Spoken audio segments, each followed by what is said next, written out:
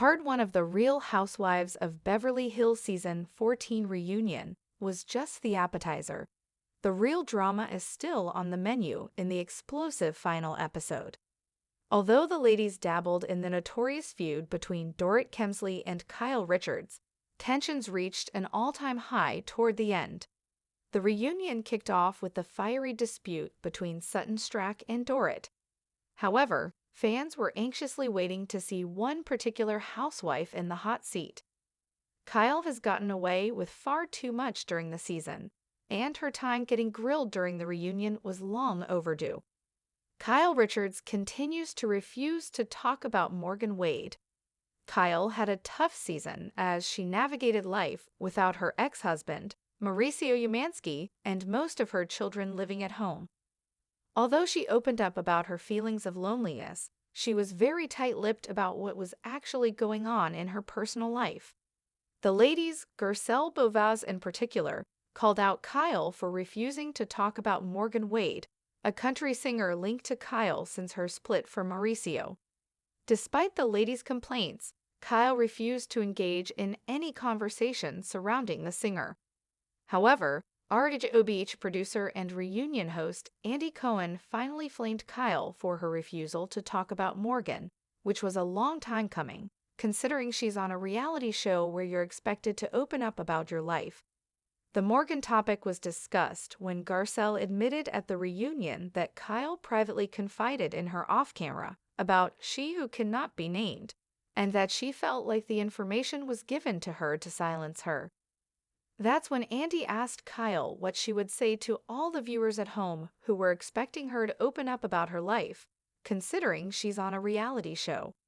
Kyle insisted that she would not discuss topics that would hurt her daughters to appease the network or fans.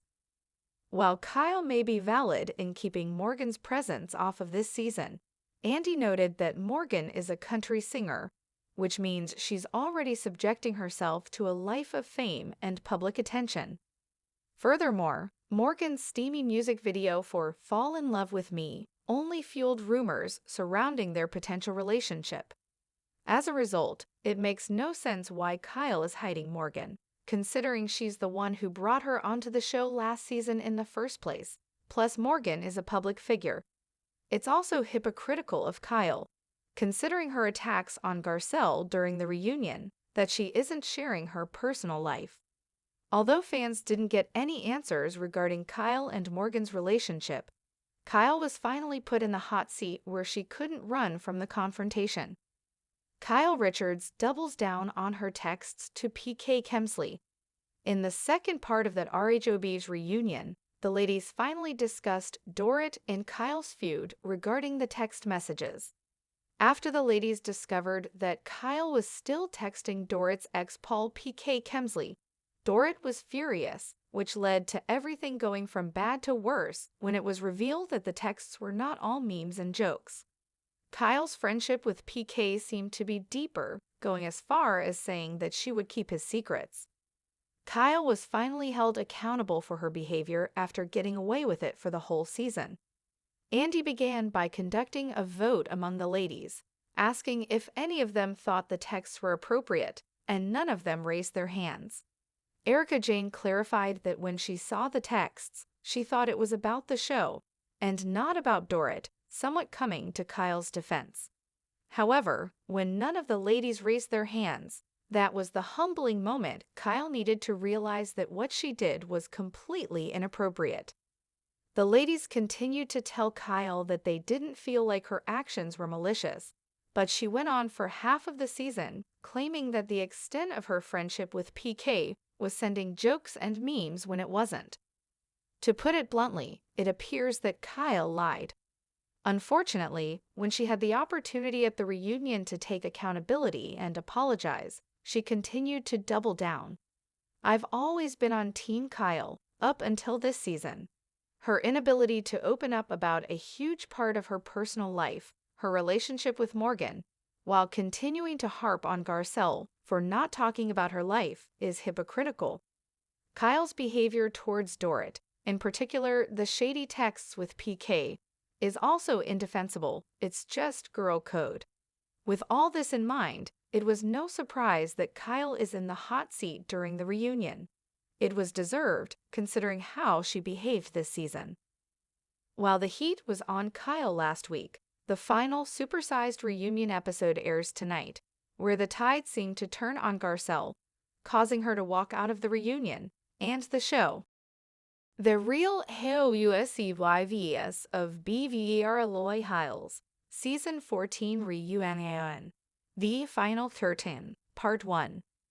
The Beverly Hills stage was glimmering under the studio lights, decked in opulence as always, white roses, gilded thrones, and just enough crystal to blind you. The air, heavy with expensive perfume and unspoken resentment, crackled with tension. This wasn't just a reunion, it was reckoning day. Andy Cohen adjusted his cue cards and glanced around at the semicircle of housewives perched like glamorous lions in waiting. Behind the scenes, the production crew whispered in headsets, already sensing what fans would confirm the next morning on Twitter. This was going to be a bloodbath. Sutton Strack, dressed in a couture lavender gown with ruffled shoulders sharp enough to draw blood, sat rigid in her seat. Across from her, Dorit Kemsley wore a diamond-encrusted nude illusion dress that made her look both ethereal and armored. Their feud had reached boiling point halfway through the season, but the reunion was where it finally combusted. "I'm gonna say this one time," Sutton hissed, southern drawl thick with venom. "If you come for me about my health one more time, I will walk off this set." "You already did walk off the set, twice," Dorit shot back, flipping her platinum ponytail over her shoulder with dramatic flair. "We all remember. You stormed out because I said what everyone else was thinking. That maybe, just maybe, your fainting spell was more about dramatics than diagnosis." The room fell into an eerie silence. Even Andy leaned back slightly. Dorit's words landed hard, echoing in the marble-set chamber like a slap. Garcelle Beauvais narrowed her eyes. "That's a low blow, Dorit." "No, it's an honest one," Dorit said coolly. "And since we're being honest, let's talk about Kyle." Heads turned. The queen bee, Kyle Richards, straightened in her golden chair, her face unreadable, her lips painted the color of secrets. Kyle in the hot seat. "I knew this was coming," Kyle said, voice calm, but with the faintest crack beneath. "Let's get into it." Andy arched a brow. "Okay, let's do that. Because the fans want to know. This entire season, you've been in the center of a storm and somehow managed to stay dry. But tonight, you're not dodging the rain." Kyle pursed her lips. "If this is about Morgan, I'm not doing this." Garcelle turned to her, voice low but firm. "Kyle, I love you, but you confided in me off camera and then made me look like a liar on it. You gave me that information and then acted like I made it up." "Because I didn't want to drag her into this mess," Kyle snapped. "She has a name," Erica Jane chimed in, "and she had no problem filming a whole music video with you grinding against a wall in lingerie, babe. The cat's been out of the bag." Kyle clenched her jaw. Morgan didn't sign up for this level of scrutiny. Andy leaned forward. "She's a country music star, Kyle. She's got fans. She's already public. The question is, why hide it when you brought her onto the show?" Silence. A beat passed. Then two. "Because," Kyle finally said, voice cracking, "I have daughters. And they already saw enough tabloid garbage to last them a lifetime." That landed. Even Sutton softened, briefly. But Garcelle wasn't letting her off the hook. "And yet you had no problem digging into my parenting, asking where my ex was, and how I raise my boys. So what's the difference, Kyle?" All eyes snapped back to Kyle. I don't know," she whispered. Andy paused, letting the moment breathe. "Okay," he said. "Let's pivot to the texts, because I think that's where things start to get really murky." The PK problem. Dorit straightened, fire back in her eyes. "This is what broke me. It wasn't the memes. It was the lies." Andy held up a printed transcript of the now infamous text thread between Kyle and PK Kemsley, Dorit's estranged husband. The group chat that had been leaked conveniently redacted, was now being presented in full. You always know how to make me laugh when I want to cry. Andy read aloud, voice neutral. Don't tell her. She wouldn't understand anyway. Kyle, these were your words. Kyle looked down. Yes. Gasps ricocheted. Erica's lips parted, genuinely stunned for once. Crystal Minkoff shifted uncomfortably in her seat. I thought you two were just friends, Erica said. We are, Kyle said quickly. But things were messy with Mauricio, and PK understood. He's been through it too. Sometimes you just need someone to talk to who gets it. Dorit laughed, a brittle, angry sound. So you text my husband about your marriage and tell him not to tell me. Are you kidding me, Kyle? You weren't in a place to hear it. No, Dorit interrupted. I wasn't in a place to be lied to. You crossed a line. Andy turned to the group.